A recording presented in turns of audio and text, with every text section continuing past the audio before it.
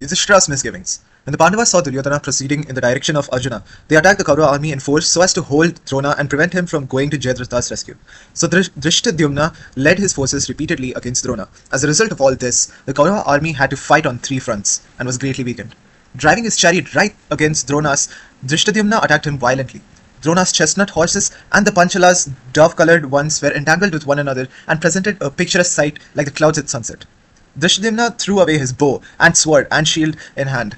He sprang upon Drona's chariot, now standing on the shafts of the vehicle, now on the horses, and now on the yoke. He attacked Drona bewilderingly, all the while seeming to scorch him with baleful and bloodshot eyes. Long did this fight go on. Drona pulled his bow in great wrath and sent a shaft which would have drunk the Panchala's life, but for the unexpected intervention of Satyaki, who sent an arrow and diverted the Acharya's shaft. Drona then turned and attacked Satyaki, which enabled the Panchala warriors to take Drishtadyumna away. Drona, hissing like a black cobra, his eyes red with anger, advanced on Satyaki, who was among the front-rank warriors on the Pandava side, and who, when he saw Drona desiring battle, went forward to accept the challenge. Here is a man who, giving up his vocation as a Brahmana, has taken up the profession of fighting and is causing distress to the Pandavas, Satyaki said to his charioteer. This man is the principal cause of Duryodhana's arrogance. This man fancies himself a very great soldier and is ever bursting with conceit. I must teach him a lesson. Take the chariot up quickly. Satyaki's charioteer accordingly lashed the silver white horses and took the chair at a great pace. Satyaki and Drona shot shafts at one another so quick that they covered the sun, and the battlefield was in darkness for quite a while. The steel shafts swished glimmeringly like newly slowed snakes rushing about.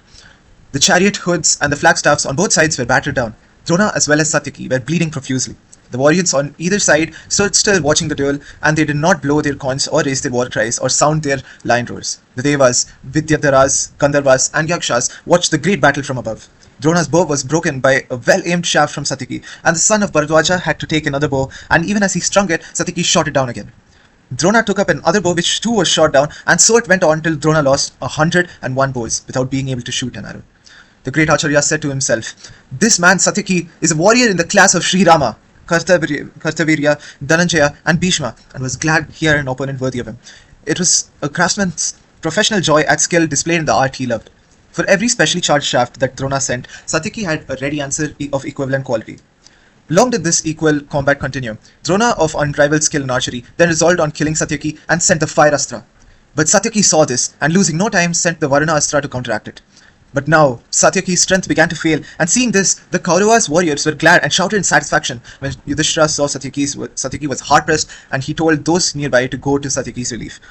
Our great and good Yudhana is being overpowered by Drona. You should be there at once, he said to Drishtadyumna. The Brahmana will otherwise slay Satyaki in a few minutes. Why are you hesitating? Go at once. Drona is playing with Satyaki as a cat plays with a bird. Satyaki is indeed the cause of the destroyer. Yudhishthira ordered the army to make a powerful attack on Drona. Satyaki was saved with difficulty. Just then, the sound of Krishna's conch was heard from the sector where Arjuna was fighting. Oh, Satyaki, I hear Panchajanya, cried Yudhishthira. But the twang of the Arjuna's bow does not accompany it. I fear Arjuna has been surrounded by Jayadratha's friends and is in danger. Arjuna is opposed by forces both in front of him and his rear. He pierced the Kauravas' ranks in the morning, and he has not come back yet. Though the greater part of the day is gone, how is it that only Krishna's conch is heard? I fear Dhananjaya has been slain, and therefore Krishna has taken up arms. Satyaki, there is nothing you cannot accomplish. Your bosom, friend Arjuna, he who taught you, is in mortal danger. Often has Arjuna spoke to me admiringly of your great skill and prowess. There is not another soldier like Satyaki, he said to me. When we were in the forest, oh look there, the dust is rising that side. I am certain Arjuna has been surrounded. Jayadratha is a powerful warrior, and there are many enemy warriors there helping him and resolved to die in defense of him. Go at once, Satyaki.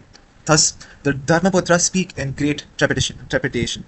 Satyaki, who was weary after his battle with Drona, replied, Faultless among men, I shall obey your command. What would I do for Dhananjaya's sake? My life is in the merest trifle in my eyes. If you obey me, I am ready to fight the gods themselves, but allow me to put before you what the wise Vasudeva and Archana told me when they left. Until we return, after slaying Jayadratha, you should not leave Yudhishthira's side. Be vigilant in protecting him. We entrust this to you in confidence and go. There is only one warrior in this Kaurava army whom we fear, and he is Drona. You know his sworn intention. We go leaving Dharmaputra's safety in your hands. Thus said Vasudeva and Arjuna to me when they went. Arjuna laid this trust on me, believing me fit for it. How can I disregard his command? Do not have any fear about Arjuna's safety. No one can defeat him. The Sindhu king and the others cannot cope with the 16th part of Arjuna. Dharmaputra, to whom shall I trust your safety if I must go? I see no one here who can stand against Drona if he comes to seize you. Do not ask me to go. Consider well before you command me to leave. Satyaki, replied Yudhishthira, I have never thought over over it at all. I have weighed the danger against the need, and I have concluded that you must go. You leave me with full permission. Here is the powerful Bhishma to look to my safety. There is Drishtadhyumna as well, and there are many others besides. There is no need to worry about me. So saying, Yudhishthira placed box full of arrows and other weapons in Satyaki's chariot, and got fresh horses yoked thereto, and sent Satyaki uttering benedictions on him. Bhimasena, Yudhishthira is your charge. Be vigilant, said Satyaki, and went to join Dhananjaya. Satyaki met with violent resistance as he proceeded to dash through Kaurava's forces, but he cut his way through, bearing down all opposition. But the resistance was very stiff, and his progress was slow.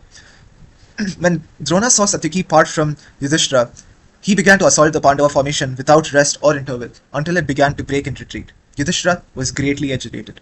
And that concludes this chapter. Thank you.